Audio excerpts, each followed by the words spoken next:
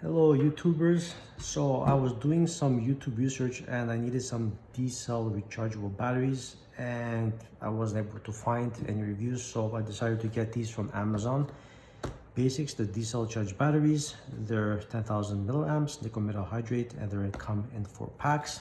Here you go, you can read this. You can pause it and take a look at it. I'll put all the links in the description below for anybody to get it.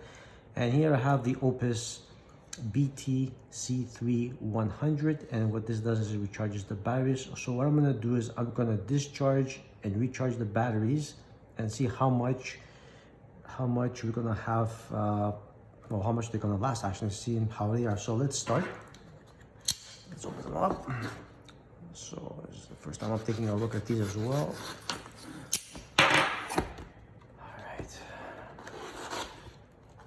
And it's got some packaging, some instructions, whatever.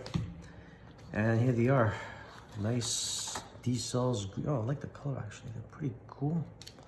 Colors are nice, really heavy as well. Let's get rid of anything in the box. Here's the box on the other side. Have a look, not much, just English, and where they're made. They're made in Mexico. So that's quite interesting. They're all made in China. Okay, so let's take out nicely packed as well.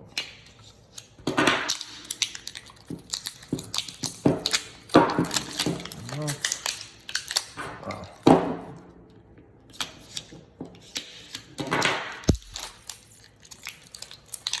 Pretty good. Not bad. Out of the way. Myself. And idea. Amazon Basics rechargeable batteries. They're D-cells, nickel metal. They're 1.2 volts, 10,000 milliamps. DHR20. It's got some Chinese letters over here. Nothing out of the ordinary. And they're made. Oh, sorry. They're actually made in China. My bad.